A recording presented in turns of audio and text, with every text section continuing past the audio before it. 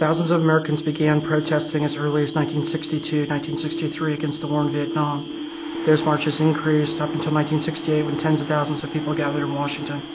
But until that street heat was measured and taken into the halls of Congress, the war in Vietnam raged on. How do you ask a man to be the last man to die for a mistake? Through the courage of Congresswoman Belle Abzug, Congress finally cut off the purse strings and used the power of the purse strings to end the war in Vietnam. It's that same energy today that we find in the occupation of Iraq. Despite the thousands of protests, popular polls that show majority of Americans are ready to end this occupation, it will only be until we cut off the funding of this war, until we use the purse strings in Congress to end the occupation of Iraq, just as we ended the war in Vietnam.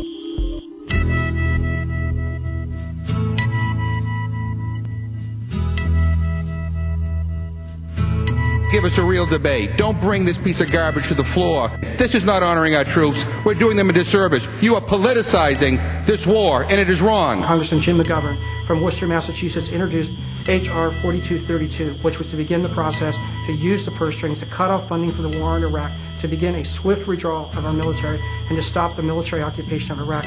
My bill basically says that we need to cut off funding for this war. Not cut off funding to the Iraqi people, not cut off funding to efforts to help the Iraqi people have a better life or to try to provide security through the international community. It says the United States has done enough damage. It is time to recognize this policy is a failure. 5 people were killed. U.S. Marines killed 15 20 people were killed. 160 Iraqis were killed. More than 600,000 Iraqis have died in violence since the U.S. invasion. And I want to tell you, the President has focused in on my bill in particular as an example of what he means when he says that Democrats want to cut and run. The party of FDR and the party of Harry Truman has become the party of cut and run. I don't want to cut and run in Iraq. I believe we should support the Iraqi people. I want to support international organizations and agencies that will go in there and help the Iraqi people obtain a better life. I want to support United Nations efforts and international efforts to provide better security in Iraq. What I want to do is I want to end U.S. military involvement in Iraq now. Not 2 years from now, not 5 years from now, not 10 years from now. Too many Americans have died. Too many innocent Iraqi civilians have died. Our presence there is not a calming situation. We have more troops there today than we did at the beginning of the year. We're going in the wrong direction. Things are getting worse.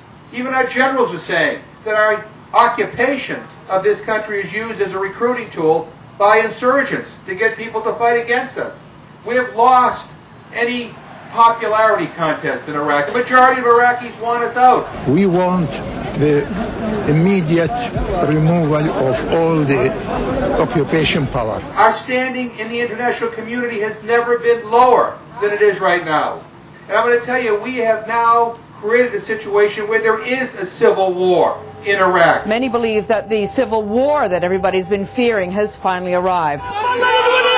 George Bush tries to talk about this as if it's a battle against Osama bin Laden and Al-Qaeda. The liberation of Iraq is a crucial advance in the campaign against terror. We've removed an ally of Al-Qaeda. He did that when he tried to justify the resolution to go to war. Iraq has also provided Al-Qaeda with chemical and biological weapons training. And he lied. We've had no evidence that Saddam Hussein was involved with the September the 11th. But let me tell you one other thing. If you had a magic wand right now and you get rid of Osama bin Laden and every member of Al-Qaeda, you would still have a civil war in Iraq because it's Iraqis versus Iraqis versus Iraqis. We got to start telling the truth in this country. And I'm going to tell you one other thing. It doesn't take a heck of a lot of courage for members of Congress or members of the Senate or the President of the United States to wrap themselves in the American flag and say, stay the course. We must stay the course. We stay the course. We will stay the course. Time will be our friend as we stay the course. Because we're not fighting this war. And with very few exceptions, our kids aren't fighting this war. It is time for us to start doing the right thing. Stop worrying so much about saving face and maybe a little bit more time about saving lives.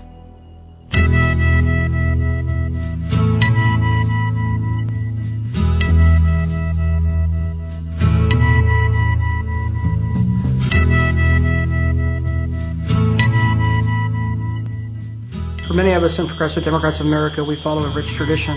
We're standing on some pretty heavy shoulders. I think for myself, Paul Wellstone is probably the one person that really symbolizes for many in my generation what it is we're looking for inside the Democratic Party and outside of it. We've been very fortunate in 2 short years as Progressive Democrats of America to have such amazing heroes who are standing with us and heroines who are standing with us on those same shoulders. Cindy Sheehan, who single-handedly put the issue of the war back on the mainstream media. It is amazing to me that we even have to have an organization called Progressive Democrats. Every single Democrat should be progressive.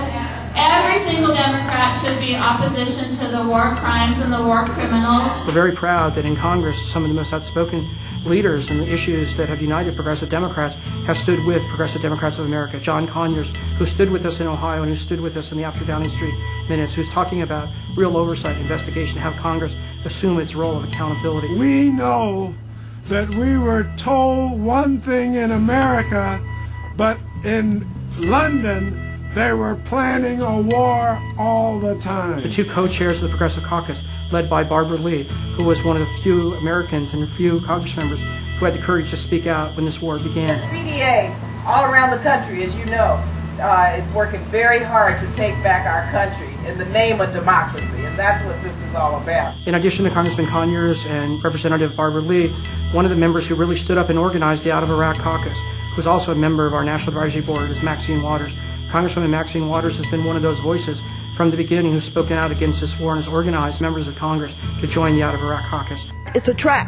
It's an attempt to force Democrats to sign on to a resolution that will do nothing to bring our troops home. All they want to make us sound as if we are unpatriotic. As part of our inside-outside strategy, we also have Reverend Lennox Yearwood, who was almost single-handedly responsible for registering over 1 million African-American youth in this last election cycle. We will not send anybody home. We will not end any war if we continue to have segregated movements. We have a very rich tradition inside the Democratic Party, and we're very honored that many of those, as we said, heroes and heroines who are standing with us today. Sign the petition, register to be a member of PDA, and organize and mobilize in your community. Be a part of the change. There's something happening here.